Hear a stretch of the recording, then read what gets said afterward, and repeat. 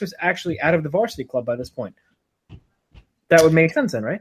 Yeah, it would. I think the Varsity Club was like we were kind of saying earlier, but breaking apart by this time. But so Steiner was out and Dr. Death was out. So I guess that's where that all came from. This match is awesome, dude. I thought the War Games that NXT just had was great, but War Games like this, the way it told the story, you had the coin flip in the beginning, Paul Heyman, Paulie Dangerously on the outside, like he was Lou Holtz in the middle of like the his team, and he's telling people when to go in and stuff like that. Michael P.S. Hayes talking smack through the cage. I mean, this match was just brutal. Terry Bam Bam Gordy, right? He was. Am I crazy? Yeah. Terry Bam Bam Gordy, right? There was a part when he hopped over and Gordy and Dr. Death Steve Williams went at it, and you had a bunch of guys in there that just worked so hard, and it got very violent. Somebody got busted open early. I don't remember who it was. Do you remember? I'm trying to remember the order of entry into the match now that you're that Jimmy Jam and Bobby Eaton started it. Was it Garvin? It might have been Garvin that got busted. But yeah, I think the end was I think Hawk, right? Hawk of the Road Warrior Hawk was the last guy in. I think he immediately, I don't know if maybe it wasn't Garvin that got busted open, but I think he went to work on. I know what you're saying, but it was Garvin, right? I think that ended up, he went to work on his neck, right? And then he put him in a hangman's neck breaker. And he had the whole thing, right, with War Games is that you have to surrender, right? That's the thing. Once everybody gets in, the War Games, right, officially begins at that point, and then it's a surrender, in this point. So I think that's what it was. I remember he gave him a couple of neck breakers or things, all attacks on his neck, and then he had hangman's neck breaker. Yeah, and then he got him to submit. So another match where a lot of action, crowd was super into it. A lot of these guys were really, really over and popular at the time. What would you go? Give me your rating for this. What's happening in the background over there? I got the big guys here, Joe. The big guy? Yeah, Mr. Chance. Hold on. You want to say hi to Joe? Want to say hi to Uncle Joe? Nope, he's too busy smelling my leg, Joe. That's what he does. Okay. Is that because? Okay, all right. Yeah, because of the tattoo. I'm gonna go 4.5. 4.5. Yeah. Big mark for the War Games. I'm gonna go 4 even. I like this one. I also like it. I think it's worthy of 4 stars plus. But I like the Luger Steamo match a little bit better, even though it's a little bit shorter and there's a DQ finish, and that's a little weird. But it's also a really, really good match. And now we're at 3 matches in a row where it's been 4 stars or close to 4 stars or better for all these things, and that's where the show kind of gets its reputation from. And War Games, to me, like there weren't a lot of cage matches and stuff like that at the time, so the War Games match was still new. It was still fresh, and I think what made the show so good, like you said, was the crowd. And it's tough for Final Four matches to have although it makes sense they kept them a little bit shorter because they were going to have 4 big matches in a row, no buffer, no like a Divas match or anything like that. So right. Yeah. It was tough for the crowd to stay in the whole time, but man, they did. And that leads us to the main event. Now, the big surprise was, Terry Funk said he had a surprise for Ric Flair, and the surprise was Gary Hart. Gary Hart walked out with Terry Funk in the main event, which nobody really brought up until later on in the match. But Flair was still selling the neck injury from the pile driver on the table, a Wrestle War, I think that was. You said.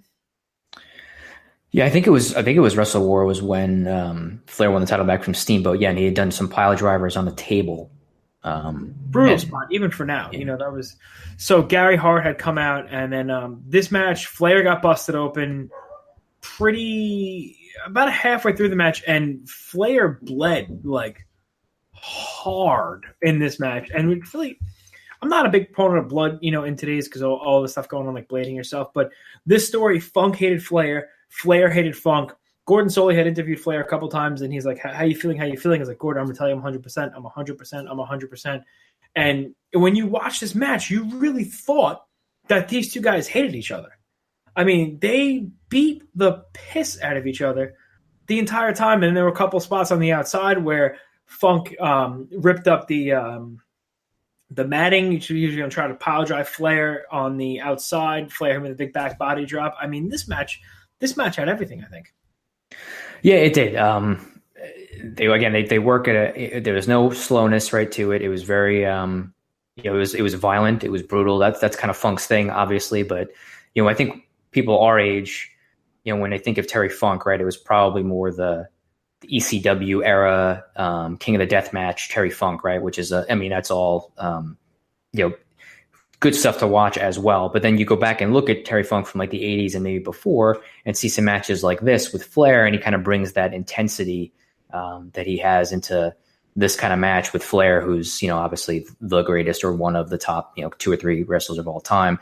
And I think Flair as a babyface was something I always liked Flair, but even as a face, right, you always remember him as a heel, the Horseman, everything like that. But he really had crowd support when he was a babyface here, and people were super into it. And I think that it was Terry Funk hit him in the head with a branding iron, I think, which is what busted him open.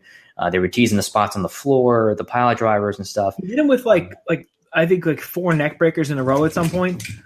To where there was legitimate concern for Ric Flair's neck. They did such a great job telling that story, and Flair did such a great job selling, and Funk did such a good job the entire match working on his neck. He wanted to hit the pile driver the entire time to get the finish. Now, Funk, again, I'm trying to remember exactly how it all went down, but did Flair beat him with like a roll up, right? Like they were kind of doing Funk, if memory serves me correctly, Funk went for the cradle, and then Flair kind of turned it, and he got the 3 count of his own. Right. Yeah. So that's how it ended. So Flair ended up beating with a cradle. Post match, since Funk was now aligned with Gary Hart, Great Muta came out for an attack on Flair. They were gonna pile drive him. They were kind of beating him down pretty good after the match. In the ring, and they were gonna pile drive him on the chair. Yes, that's what it was. And head of security Doug Dillinger came in, and he got what for? I think. Yeah, a little spinning back kick, if you will. Yeah, he took that one, and that led to Sting coming out and saving Flair. And the crowd pop for Sting coming out was astronomical. That place went insane. That was one of the loudest crowd pops for WCW I can remember, because it was so unexpected. It was such an awesome moment. 2 of the biggest baby faces in the company almost ever. I marked out for it, and I've seen it 12 times. Yeah, it was.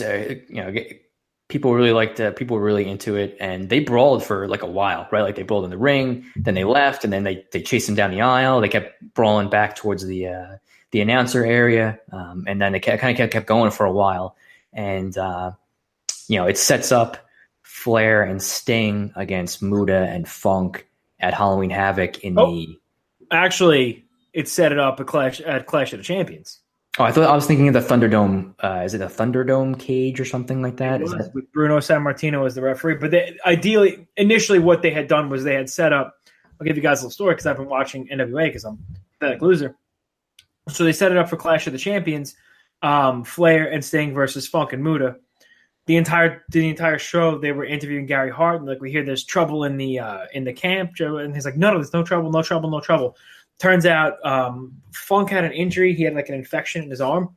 He couldn't wrestle, so they brought in Dirty Dick Slater, who kind of looks exactly like Hangman Page, now that I think about it. And the match was Sting. It was Sting and Flair versus Slater and Muta. Long story short, Funk comes out in the end of the match, he puts a plastic bag over Flair's head, and zip ties the thing closed. I was going batshit crazy. I'm like, this is awesome. It was sick. And Funk was such a ridiculously scary heel. It was so good. And they were doing they came back from the commercial break, and Jim Ross said they were doing chest compressions on Ric Flair to get him back to life and stuff like that. And the crowd was going bananas. They were so good at storytelling, which then led to the Thunderdome cage match at Halloween Havoc 89, which is a regular steel cage with barbed wire wrapped around the top so you can't escape. So maybe we could do a Halloween Havoc 89 review next. Yeah, maybe that's the next move. We'll see what the feedback is for this episode. And if people are into it, then maybe we'll do that one too. All right, out of 10, what do you give the entire show? Well, actually, so yeah, real quick, I guess Flair Funk, I'm going to go 4.5.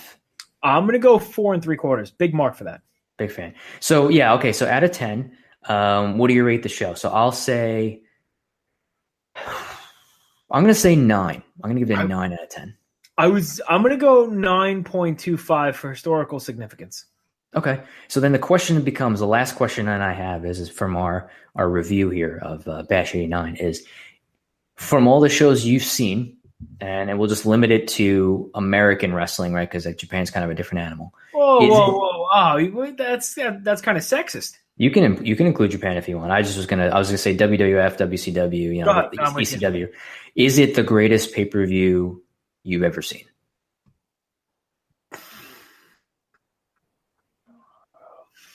NXT's close. You know what? All in all, pay-per-view, and because I am such a huge mark for 80s NWA, I will say yes.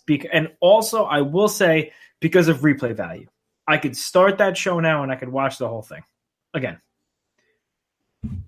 That's fair. Yeah, it's tough. It really is. I think like 2 years ago, Wrestle Kingdom was one of the greatest shows of all time that I personally ever watched. But it's so hard. It's tough. It really is tough, you know? It is hard to compare. I just wanted to throw it out there because I know it's kind of like a debate amongst, hardcore wrestling fans that are out there. I mean, for me, I would say it's probably top 3.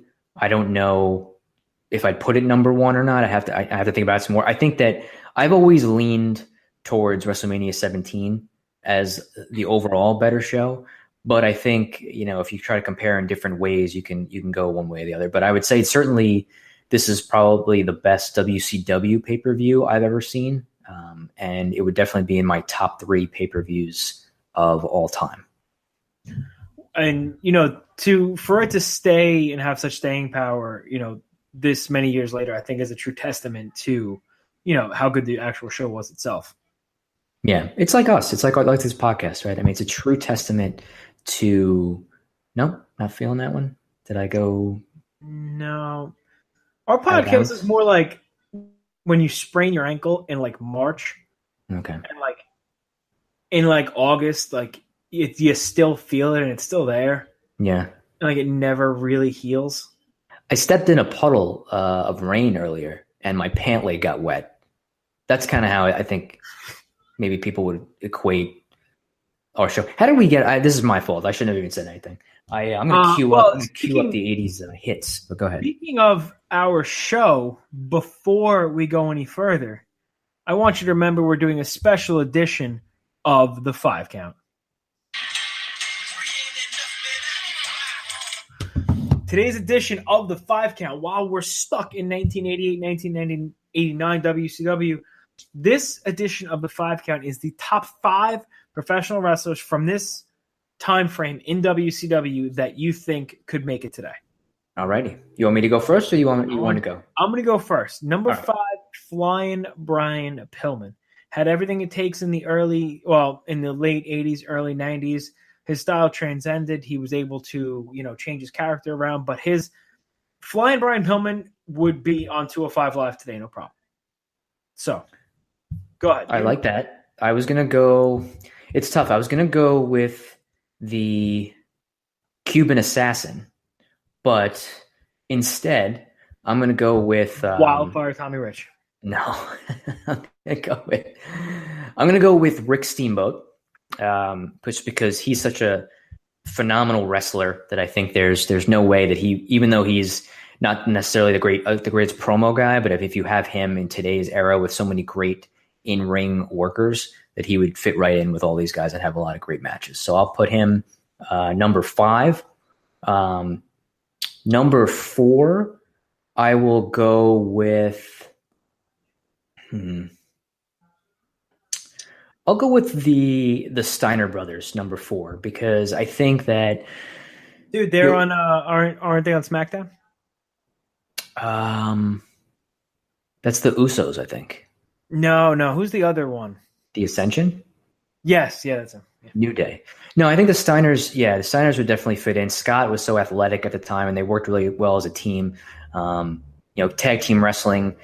There is some really good tag team wrestling happening these days, as consistently as it should be. But I think that they would fit very well against some of the teams of today, like the Usos, New Day, Young Bucks, if you're going to go outside WWE, stuff like that. So I think they would fit right in. So I'll go with them at number 4. Interesting. Yeah, I agree with you on that one.